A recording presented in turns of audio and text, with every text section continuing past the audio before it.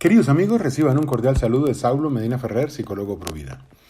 Para nuestro programa, Cargados de Experiencia, Jóvenes de Espíritu, en el día de hoy vamos a continuar con estas temáticas relacionadas con la educación de los hijos, con su integridad, con su sexualidad. Recordemos que el próximo martes nos han convocado a todos. Eso quiere decir que tú debes salir a marchar. Esta no es una marcha de los psicólogos, esta no es una marcha de los papás que conocen de ideología de género, esta no es una marcha de los sacerdotes, esta es una marcha de todos, porque a todos nos deben interesar los niños. Entonces, desde esa perspectiva voy a averiguarme, ese es un error que he cometido porque, pues bueno, no me las sé todas y además de eso a veces soy como un poquito lento, ¿no? Voy a averiguarme en Medellín en dónde es el punto de reunión para poder publicitarlo en el programa. Pues ya tendrá que ser de mañana y de pasado. Pero el martes 6 de noviembre a las 10 de la mañana tenemos que estar todos en pie. Y no solamente en pie, sino marchando. Y ojalá con ese distintivo de la bufanda, de la pañoleta azul, ojalá con lo que sea, con lo que aplique, con lo que se pueda. Pero vamos a decir fuerte y claro, con mis hijos no te metas. Entonces hoy vamos a hacer un primer programa de ideología de género, para que ustedes vean la porquería, el veneno. En el de hoy vamos a hablar sobre los antecedentes. Y en el de mañana, Dios primero, vamos a hablar de algunas consecuencias. Porque es que esto es Mire, entre más rápido nos demos cuenta que el mundo ha cambiado y que no es un cambio pequeño ni menor, más rápido vamos a ayudar a nuestros hijos. Porque es que si somos ingenuos, como dice Nelson, ingenuos no, por favor.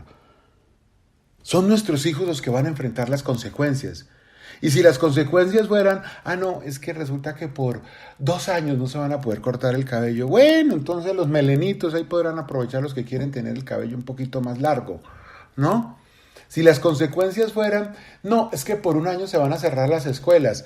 Bueno, entonces habrá muchas familias que descubrirán las bondades del homeschooling. Pero las consecuencias aquí son gravísimas, gravísimas.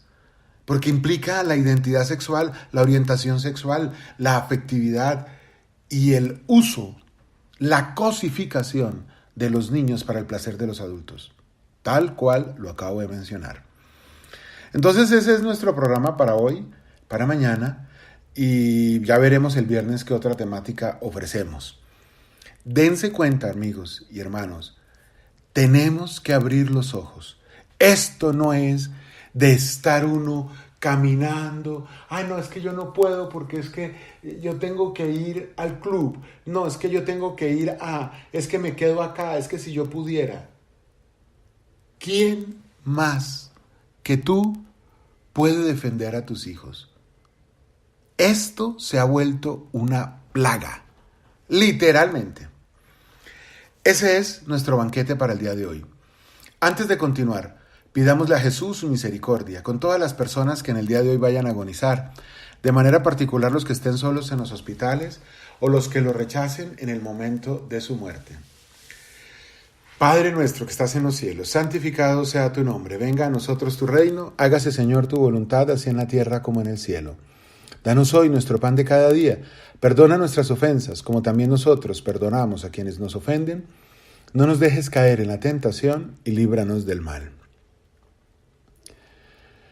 Bueno, de esto hemos hablado en otras ocasiones, pero resuena en mis oídos y en mi conciencia la expresión del padre Carlos.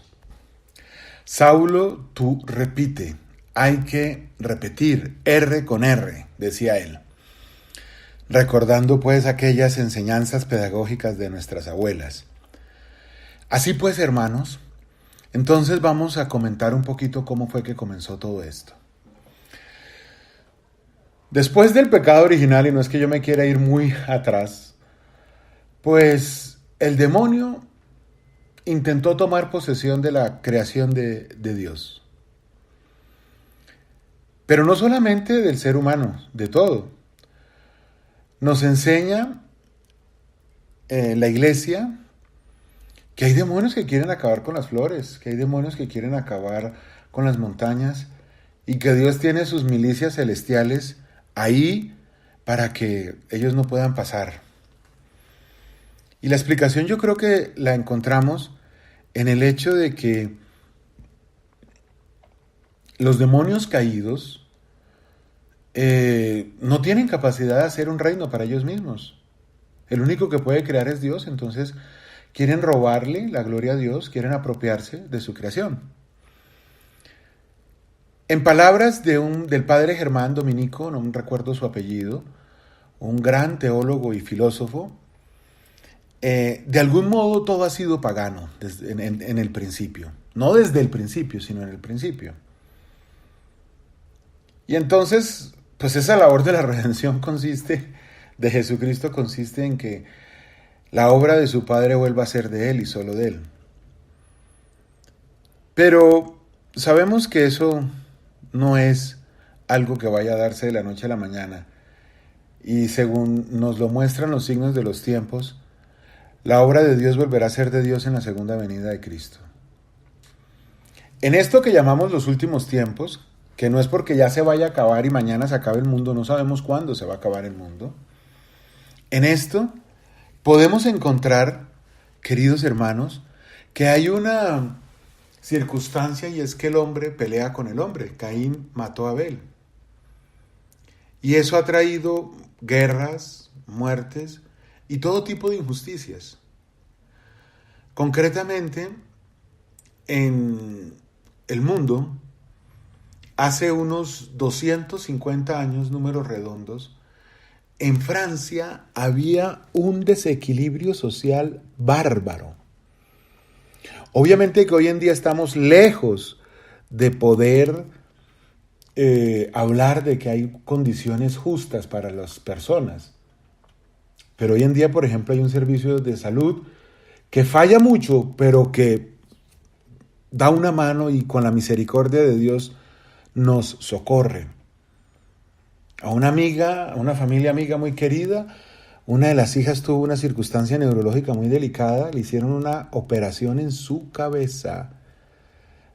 Estuvo 14 horas en el quirófano. Si a mí me dicen que esa cirugía le costó a su EPS 50 millones de pesos, yo digo, por ahí pasó.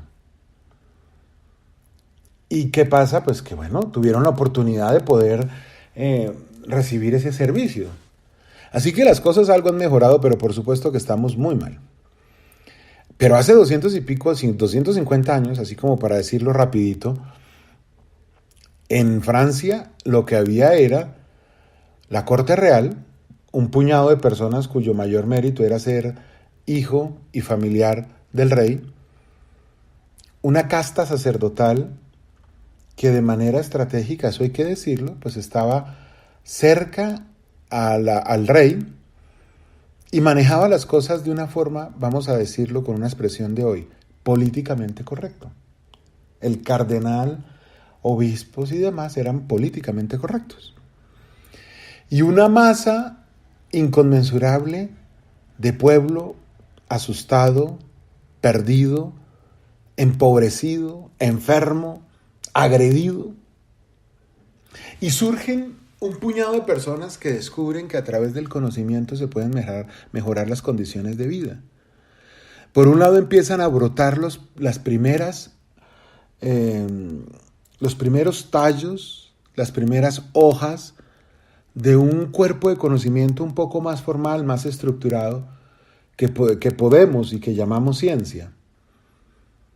Entonces empiezan a surgir, si uno se ubica más o menos en finales del siglo XVIII, 1700, en la segunda parte del siglo XVIII, entonces empiezan a surgir cosas, no voy a decir exactamente las fechas porque me pierdo ahí, pero sabemos que la revolución industrial, la locomotora de vapor, los conocimientos de Copérnico, bueno, Galileo estuvo el siglo anterior, empiezan a mostrar, Leonardo da Vinci 2 siglos atrás, empiezan a mostrar que se puede hacer un conocimiento que sea más fiable y más exacto y más útil. Entonces, estas personas empiezan a descubrir cómo a través del conocimiento se pueden mejorar las condiciones en la sociedad. Y estas personas son las que conocemos hoy en día, o ese movimiento es el que conocemos hoy en día como el enciclopedismo. A través de la filosofía, a través de la ciencia incipiente, podemos generar oportunidades verdaderas de bienestar y mejoramiento para la gente. Todo eso suena muy bien. El problema es que desde el pecado original, y por eso tuve que mencionarlo, desde el pecado original, el hombre tiene su naturaleza atravesada por eso, por el pecado. Y si no busca a Dios, pues le gana el pecado. Todo lo podemos, sí, todo lo podemos, pero en Cristo que nos fortalece. Es en Cristo que todo lo podemos. No es nosotros mismos. Nosotros mismos lo que podemos es destruir la creación de Dios y destruirnos a nosotros mismos, que finalmente también somos creación de Dios. Entonces estas personas provocaron un alzamiento popular que se conoce como la toma de la Bastilla, porque esa era la cárcel que tenía, yo me imagino los olores, el vapor, el hambre, la suciedad, las porquerías sexuales que se cometían ahí. Bueno, mejor dicho, eso es una cosa que cualquier cosa que uno se imagine, es muy probable que se quede corta. Y entonces ahí produjeron un alzamiento y ese alzamiento llevó hasta matar a la reina, María Antonieta. Eso fue una cosa verdaderamente seria. Y se cambiaban las cuestiones y el rey también fue pasado por las armas.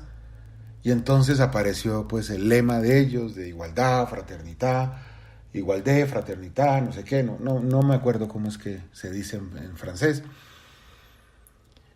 Pero como eso no tenía a Dios en su corazón, ¿qué era lo que querían ellos realmente?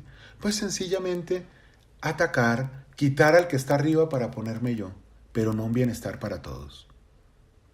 Así que esa Revolución Francesa trajo cambios, entre otros la Declaración de los Derechos del Hombre a la Humanidad, con lo cual muchos no estamos de acuerdo es decir, la filosofía sí, que el ser humano tiene unos derechos que son inalienables y que no son negociables, sí. Que si son esos los derechos, que si los derechos que están escritos son los derechos universales, ahí es donde muchos no estamos de acuerdo. Pero esa es una conversación que yo he tenido en otras ocasiones y que hoy no vamos a tener. Entonces, fueron avanzando y pues Francia cambió un poco, sí. Se ha vuelto el enclave de la libertad, como la entiende el mundo pagano, pero no ha tenido grandes cambios. Sin embargo, algunos tomaron nota de cómo algunas posturas filosóficas habían ayudado a que se hiciera ese cambio social tan grande. Uno de ellos fue el señor Karl Marx, y entonces él empieza a generar, y el señor Engels, y ellos empiezan a generar una política diferente de administración. Política es administración de la polis. Entonces empiezan ellos a ver cómo se puede administrar la sociedad de otra manera. Y ellos generan los principios intelectuales, filosóficos, de lo que hoy conocemos como el comunismo. El señor Marx entonces dice, mire, lo que hay que hacer aquí es, una sociedad se controla a través de los medios de producción. Si cambiamos la redistribución de los medios de producción o de lo que se produce a través del control de los medios de producción y le damos a todos un poco, entonces podremos cambiar la sociedad como queremos y necesitamos. Total, esa es una postura bien interesante que suena pues en ese momento muy bueno, y el señor Marx empieza a trabajar en eso, saca su libro sobre el Capital, seguramente con algunas obras más. Él quiere cambiar la sociedad a través de la economía y de la política. Su intento no lo alcanza a conocer él, según entiendo yo, y quien retoma las banderas de Marx es el señor Lenin, a través de la revolución bolchevique. Entonces, la revolución bolchevique que trae el comunismo a Rusia y después a la Unión de Repúblicas Socialistas Soviéticas es el experimento o es la puesta en marcha de la propuesta de Marx. Nótese un detalle, ya estamos en el siglo XX, a principios, hace 101 años, para ser exactos, 1917, y nótese un detalle que ahí también suceden las apariciones de Fátima, en donde Nuestra Señora habla de el látigo, del castigo, o más bien de lo terrible que va a ser el